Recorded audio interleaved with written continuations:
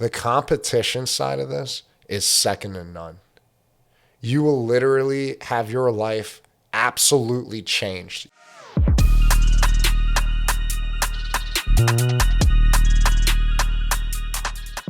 Are you an ex-athlete in high school or college that is in the workforce now and you're absolutely lost as to what to do to regain your competitive edge? Well, I have just the right thing for you. If you stick around to the end, I'll share my personal story of how I found MMA and Jiu-Jitsu. All right, guys, today this story is pretty touching for me because I've never shared this part of my life. I don't even think I've shared this, honestly, with my wife, Sloan.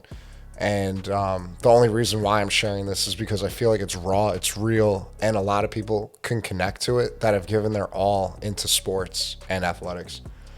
When I finished up college, I got a really good job right out of college. But I ended up staying at home for about a year to 2 years while I was starting my new role to reassimilate outside of college in the real world and to save some money to start paying down student loans. And so when this happened, it was a big shift for me, to be honest, with losing football. Football was a huge, huge part of my life. And it was all I did day in and day out.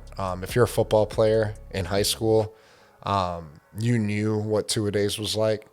And so just imagine how much more intense it was to give it up after college, like 4 more additional years of doing that with a new environment, new set of people, new set of expectations, new level of performance, right? You've put a lot into it, like a lot more into it. Not taking anything away from high school football, but both sides you can attribute to how much it meant to you when you gave it up, when you had to hang up the pads. And so for me, I actually ended up going to therapy because I wanted to talk out why I was feeling so down about not being able to play football. And I couldn't really put my finger on it. I couldn't really tell why I wasn't happy with not being able to play football. Like I didn't know what it was. And for the longest time, I was like, man, maybe it was just the athletics of it, lifting, right? And I was in the gym all the time after graduation. I never slept on lifting and running and staying healthy. Like that part of me always stayed up. And also New York is a really depressing place. Like in the winter, if you go to New York and you're living there, or if you're planning on moving to New York or anywhere in the Northeast for the winter, good luck, because that place, if you have seasonal depression, it will get you. But I digress. It was winter time when I started going to therapy, and what I noticed was there was a lot of my drive competition wise going towards work in a corporate sense, right? And I was doing a lot of travel. I was on the road maybe like 5 or 6 days a week, going to New England a lot, and that was where my territory was to help my reps. It was insane. It was like 80,000 miles on that Toyota Camry, that company car they gave me for a year. So I was paying Massachusetts state tax. That's how much I was in hotels in Massachusetts.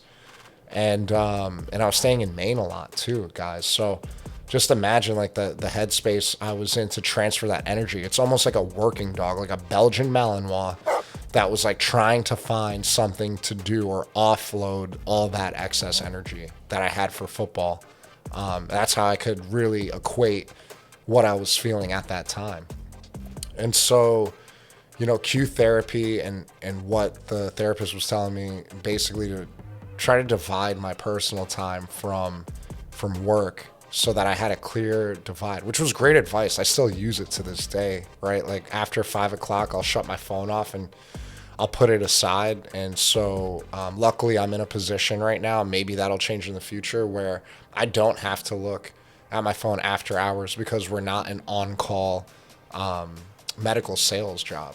So that's beautiful. But here's what I'm trying to get to the meat and potatoes of with this video. I didn't realize that I was missing the camaraderie of the locker room, and I didn't realize I was missing the competition of the field. I am such a competitor that I can't live without competition. Now, I'm not saying I was by any means like depressed or suicidal or anything like that, but I was not happy. And I'm the type of person that I'll seek out help when I need it. And I felt like I was unhappy to the point where I felt sort of like drained. And I didn't have a purpose or a calling that was as deep as football. MMA has more than serve that itch. It is so primal and visceral that when you step onto that mat, or if you go into that cage, it fulfills everything that football gave me, and it makes it multiplied by like a 10 factor, which is so beautiful. It's so beautiful. I never thought this late in the game at 31 I would fall in love with the sport way more than football. And anyone who grew up with me knew how much I loved that sport, like how much I adored football. I should have just lived in Texas, honestly, like my whole entire life.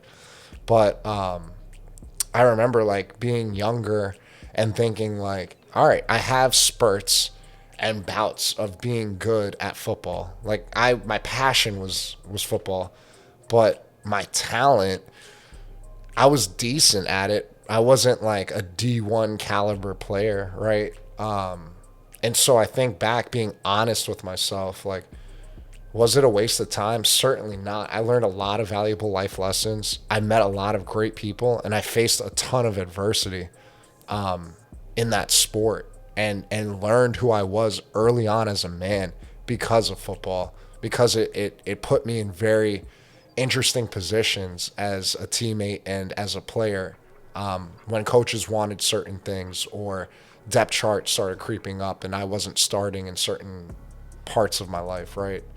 But man, if you're missing that, if you're looking for that extra like itch to get you back into that competitive mindset, don't even do MMA. Just go to jiu-jitsu. I mean, my dad, he's in his late 50s, early 60s. I should know like exactly how old he is, but he's gotten his health together, and he used to be on high blood pressure medication and cholesterol meds. It's just something that runs in our family, and I think a lot of Hispanic and Black people have that predisposition. It's just the cards that God has dealt us. But I told him, hey, man, why don't you look at jiu-jitsu? Like, you'll have that sense of community. You'll have a group of guys that see eye to eye with you. Everybody is wildly successful for the most part that do jiu-jitsu. And then you also have guys who are reformed criminals that are amazing people too. And they found rolling. It blows my mind how many people don't know the benefits of jiu-jitsu. They don't realize that just going for an hour, it doesn't have to even be every day. Just going for an hour for 2 to 3 times a week will explode your happiness as a person. It'll get you moving. Even if you're not competitive, it'll get you to breathe and connect with another human. My best conversations with people up until this point in my life are always the ones that I've had after I've rolled with someone. Your endorphins are pumping, your dopamine is going, you're feeling great, and you're overexerting yourself in a healthy way where if you didn't do jiu-jitsu, because it's using literally like muscles that, especially if you're a bodybuilder or someone who's not really moving at all, it's using muscles that you never thought existed. So it's there for everybody. But the competition side, and I'm talking to you guys who are ex-athletes, the competition side of this is second to none. You will literally have your life absolutely changed. Your home life will be so much better. You'll be a better father, a better husband. Your business will explode. I'm more efficient at work. I'm more of a killer at work because of the fact that I'm so sharp off the mat after I've gotten that workout in. On top of that, I'm doing strength training too. So I look like an absolute unit. Like, all these things, the confidence that comes with it, the calmness that comes with it. If you're a hothead, you need to go to jiu-jitsu because you need to get humbled. And you need to know what it feels like when you think you're seeing red and you get your ass absolutely handed to you. Because that's a real thing too. It's for everybody. It's for the sweet old lady too that doesn't have an ounce of anger in her body, because it'll help her be more assertive, and it'll teach her how to defend herself whenever something is going absolutely awry in public. How cool would it be to see an 80-year-old lady do a flying armbar in the middle of the street? I mean, come on. Like, that's the beauty of the sport. It's a superpower. It really is. Like, you can be anywhere, and with enough training and time, you can have the confidence to walk into a room self-assured. And you usually, I will not say everybody, usually 99% of people who train are good, nice people. Like, we just don't want the smoke because we know how dangerous it is to get into a physical altercation.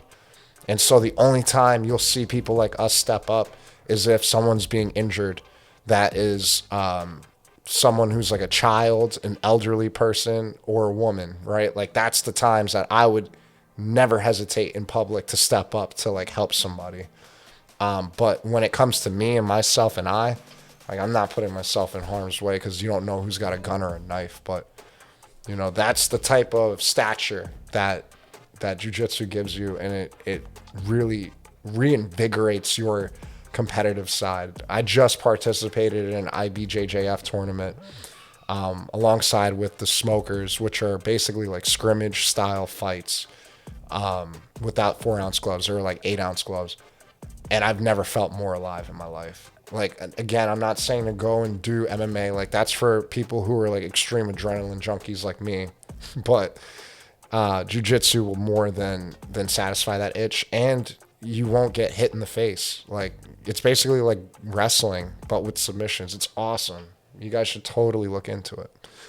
But that's my spiel for the day. All you ex-athletes, get your ass on the mat. Go to a trial class. You will not regret it. I promise you.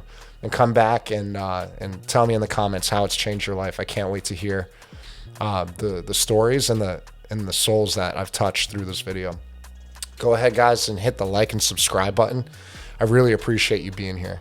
Thanks for your time, and I look forward to making more videos for y'all. Thanks.